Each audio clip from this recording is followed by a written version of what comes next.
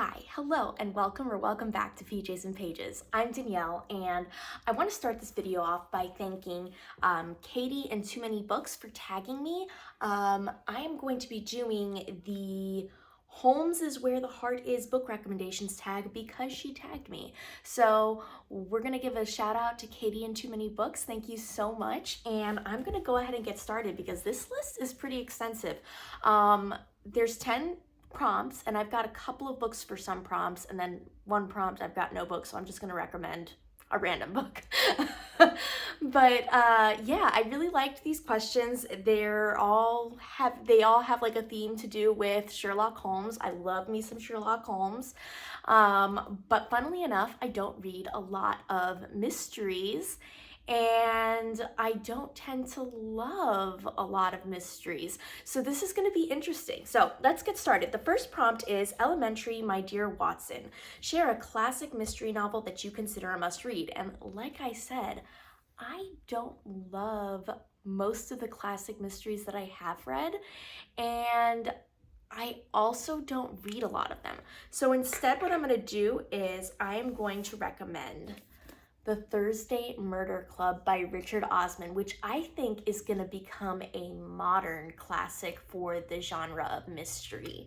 I really like this book a lot. I'm not a huge fan of mysteries, but this one was, I mean, the characters were just so cute. You get to know these, I think it's 7, is it 7 of them? I don't remember how many of them there are, but there's this group of septuagenarians, and if you don't know what a septuagenarian means, it basically means old people, like 70 years old and older, and they form this club where they read cold cases and try to solve them. And then they come across this one cold case in particular, and that's what the first book is about. It is a series, so like I said, I think this is going to be the next like big classic mystery series, like Hercule Poirot, however you say his name, or Sherlock Holmes, or any of those. This is going to be the modern classic version of that. So The Thursday Murder Club by Richard Osman. The second prompt is Baker Street Irregulars. Recommend a book with a group of unlikely heroes or a diverse ensemble cast. Now, The Thursday Murder Club also works for this prompt, so keep that in mind, because how often do you see a group of 70-year-old, absolutely outrageous old people with crazy lives solving murders? That is an amazing cast. But the book I am going to recommend, a different book, is Six of Crows by Leigh Bardugo. This is one of my favorite duologies. It is a YA duology about a ragtag group of kids, basically, teenagers, whatever, and they're kind of like gutter rats. It takes place in a fantasy, like Amsterdam type setting. And basically it's a heist story. So they're tasked with retrieving this object. I won't give too many details, but they have to pull off this crazy heist. So they have to gather all these different people with all these different skills. And yeah, there's a little bit of romance, there's a lot of bit of action, there's a little bit of magic. It's really good. The second one I think is even better than the first one, and the found family in this is just phenomenal. So Six of Crows by Leigh Bardugo. The third prompt is The Game is Afoot. Name a book that had a plot twist or revelation that completely surprised you. Now, I don't have a copy of the book that I'm going to recommend because I actually borrowed it from my library, and it was back when I first started reading again after college. So this book was Gone Girl by Gillian Flynn. I don't know how you say, if it's Gillian or Gillian. Someone please correct me. So it really got me. It was one of the first thrillers that I had read. I think I had only read like 1 or 2 thrillers before that. So it was one of the first thrillers I ever read. So the whole domestic thriller, like all the tropes and stuff, I didn't know any of them. This book completely got me. My jaw was on the floor. I was absolutely aghast. Like, it was amazing. I don't know if I went back and reread it, whether this would be the best thriller I've ever read. I have a feeling, like, nostalgia-wise, I probably would end up saying that it is, but I honestly don't know how to be objective about it at this point, so I'm gonna go ahead and recommend it because when I did read it, it was phenomenal, and it definitely got me. Like, it got me good. All right, number 4, 2021 B. Baker Street. Talk about the time you visited somewhere of literary significance. So I actually, when I first started teaching, me and my husband, who was at that point my boyfriend, we took a trip with his family to Key West. And we got to visit the Hemingway House, which was really cool. We got to see the six-toed cats. The house is fabulous. And I got to see like his workspace, which was really interesting as someone who's a reader and someone who is an aspiring writer. That was just really cool to see the way his workflow worked. And yeah, that was probably the place of most literary significance I've ever visited. I did pick up a book. I actually unhauled it in my unhaul video, and I will link that up above here. But yeah, Hemingway, as much as I think that his house was really cool and it's important to learn about different styles, his writing is just not for me. So I unhauled his book that I got from the library. All right, prompt number 5, Moriarty's master plan. Discuss a book where the antagonist was exceptionally cunning and memorable. Now, I don't know about cunning for this one, but memorable for sure. And that is another Leigh Bardugo book, Six of Crows. Can you tell I'm a fan? I love her. She is the queen. So in this one, the antagonist is the Darkling. And actually, I think his name is Alex, if I'm not mistaken. I can't remember what his real name is. It tells you in the book. Yeah, in the book, it does tell you what his real name is. I can't remember. It's been a long time since I read this, and I am due for a reread for sure. But essentially, the Darkling is a very morally gray character, in my opinion. He has motivations for the things that he, like the wrongdoings that he does, that I honestly, like, I totally get it. Like, the people in here do some screwed up stuff to his people. So I get why he does what he does. I get the motivations. Do I think he went about it the right way? That's the morally gray part, you know? So I think that he is absolutely a memorable character. I remember when I read this with my book club, we all were like shipping him and the main character together because we knew it was wrong. We knew it wasn't going to work out, but we really liked him a lot.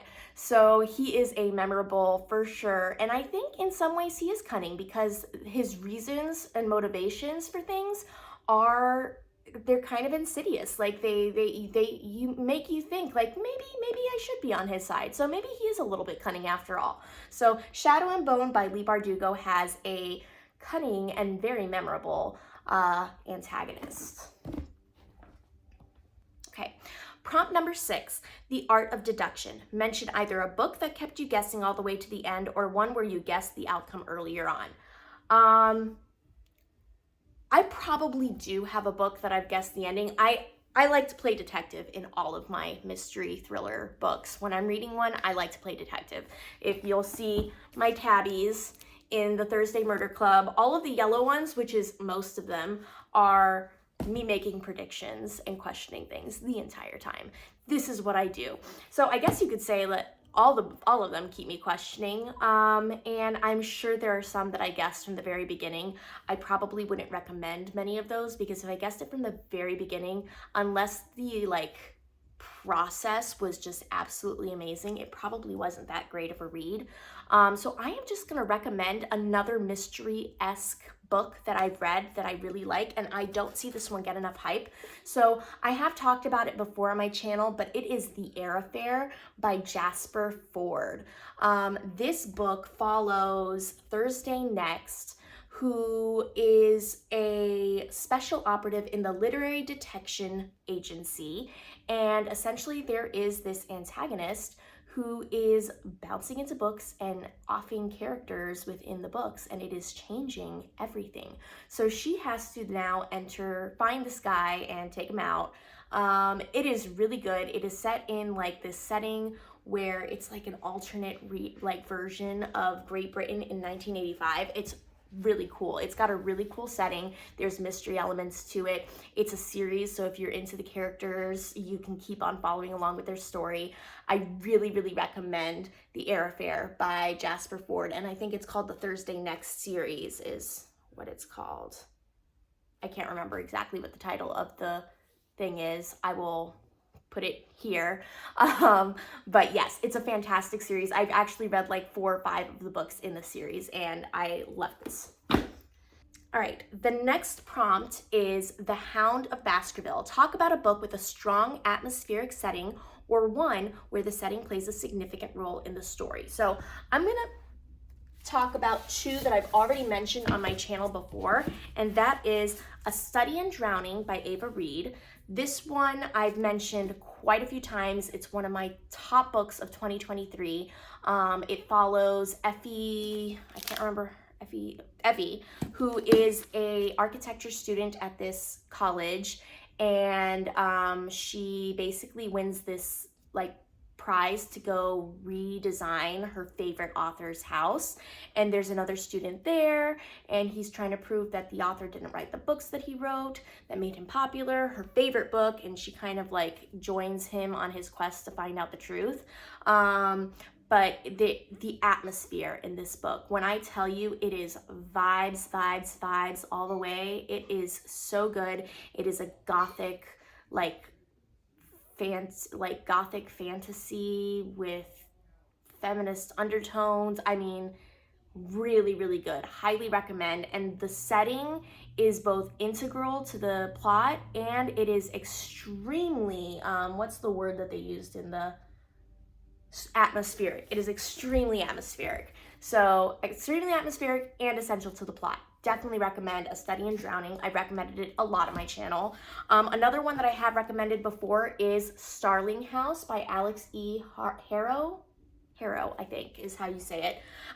This one is also a Gothic fantasy. It actually takes place in Eden, Kentucky, but there's this house, this Gothic house, and essentially there's like the town has had a run of really bad luck, and it all stems to do from this mystery surrounding this house that belonged to this author who wrote this book, with this children's book with a bunch of really creepy monsters. So definitely the setting of this house is essential. I think, does it show it on here? Well, it shows the gate to the house on the cover, but the house is essential to the plot because the house is essentially its own character in this book, and it also has an extremely atmospheric setting. Like we're talking about, there's like mist, and it's just lusciously written. Absolutely recommend Starling House by Alex E. Harrow. But a new book that I have not recommended before on this channel that fits both of those bills, where it's atmospheric and it also has a setting that is integral to the plot, is Mexican Gothic by Sylvia Moreno Garcia. If you have not read this, please do. I read it back in 2020. And it is, I mean, look how much I tabbed it. This is crazy. Can you see the tabs? Can you see the tabs? Oh my God, there's so many tabs. The writing is phenomenal. This is about, what is her name again? Noemi. And it takes place in like the 50s in Mexico City. Well, not Mexico City, because she actually travels to like the country where her cousin has recently married this like, is he European or some white dude, some gringo. So she marries this gringo and she starts sending these strange letters, and she's acting really strangely to Noemi. And Noemi's like, my girl is not okay. So she goes to see her cousin, and at first they're kind of welcoming, but not really. And everything's really mysterious. There's mushrooms everywhere. There's just like, the house is really strange. She gets these weird dreams. It's a very Gothic castle-y type house. Her cousin's acting super weird. And there is a reason for that, and I won't get into it, but it is really good. It's kind of like a historical fiction in Mexico meets Get Out, but make it Mexicans. Like, it's really good. Trust me, read this book. It's so good. And look at that cover. Come on, how could you not read a book with that cover? Oh, it does talk a lot about her dresses because that's like a thing for Noemi. She's like a fashion plate. So really love that book. Cannot recommend it enough. And it definitely fits the bill for atmospheric and a setting that really is integral to the plot. Next, the Reichenbach Falls. Talk about a series that you thought ended but made a surprise comeback. So this is actually a recent read of mine, and I was surprised that it had a sequel because I thought it was over, and that is There There by Tommy Orange. So I actually have the arc for the sequel, and I have not gotten to it yet, so I cannot say whether it adds to or detracts from this novel, but this was phenomenal. So There There by Tommy Orange is about these 12 people. Is it 12 people? It follows 12 people who are going to be congregating at the end at this big powwow in Oakland. And essentially it just kind of is a character study on all of these different people and how the Native American experience is affecting them, or yeah, basically that. And it's such a powerful read. I think it should be required reading in schools. It's so good.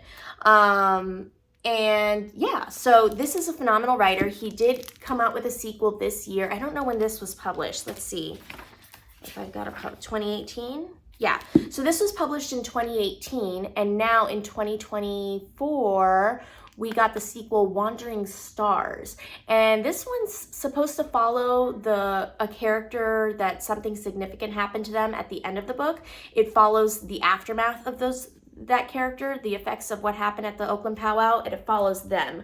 Sorry if I'm not being clear. I just don't want to give anything away because I really think that you should go into this as blind as possible.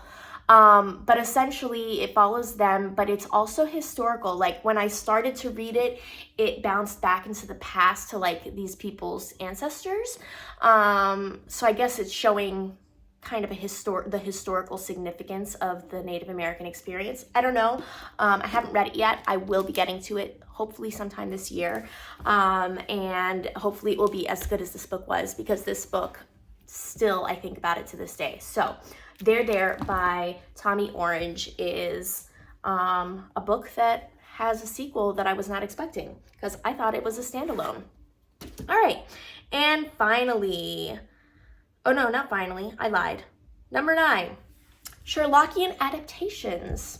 Discuss your favorite book-to-screen adaptation or retelling of a classic story. So I really love retellings. I think they're so fun. I'm gonna give you some it is screen retellings. Okay, perfect. So these are the ones that I absolutely adore. First off is 10 Things I Hate About You, which is an adaptation of The Taming of the Shrew by William Shakespeare. I love Shakespeare retellings. Shakespeare's stories are classics for a reason. They may be absolutely awful to get through, but the actual plot of those stories, the arc, is a classic for a reason. And when it is used in a modern setting, it is so fun. So 10 Things I Hate About You follows this character who has a backstory. Both of them have backstories, but essentially it's like an enemies to lovers thing.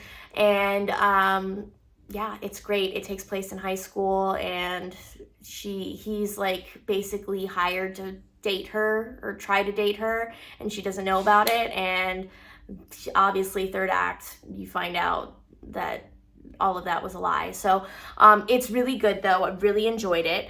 Another adaptation that I really loved was the newest Little Women adaptation, which is an adaptation of Louisa May Alcott's Little Women. I thought they did a phenomenal job with it. Such a beautiful film. If you haven't watched it, go watch it. But Little Women follows is it the baker? I can't remember what their last name is, but it follows these sisters, these 4 or 5 sisters, and just their everyday lives and the family drama of their lives, and it's a beautiful story.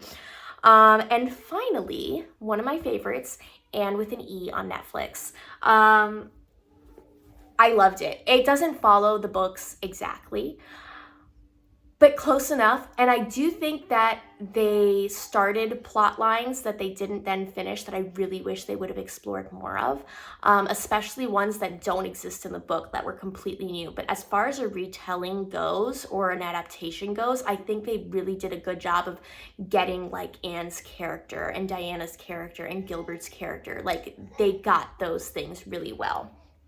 So yeah, those are the 3 adaptations, book to screen adaptations that I've really, really enjoyed. And the final prompt is, The Great Detective, recommend a book with a brilliant and memorable protagonist. And that will always be Anne of Green Gables. She lives rent-free in my mind. She just monologues in there all day long. So if you haven't heard me talk about this before, Anne of Green Gables is essentially a coming-of-age story about Anne, who is an 11-year-old red-headed orphan who goes to live with Marilla and Matthew Cuthbert in Green Gables on Prince Edward Island. And she is just a magnet for trouble. Like, just trouble follows her everywhere she goes. She's clumsy, she gets into trouble, not like on purpose. She's genuinely good-hearted. She just gets herself into scrapes all the time. And this is just her figuring out life. And it is such a beautiful story. She's such a memorable character. I absolutely love her. And if you haven't read Anne of Green Gables and you're scared of classics, this is the one to start with. Absolutely. Hands down. So Anne from Anne of Green Gables. And yeah, as far as who I'm going to tag, let's see, who am I going to tag? Okay, I think I am going to tag Josh at Literary Gladiators. I am going to tag, let's see, Angela Danielle, and Kit Kats Can Read. So if you're watching this, though, and I didn't tag you, consider yourself tagged. Answer these prompts. They're so much fun. Thank you again to Katy and Too Many Books for tagging me. This was so much fun to film.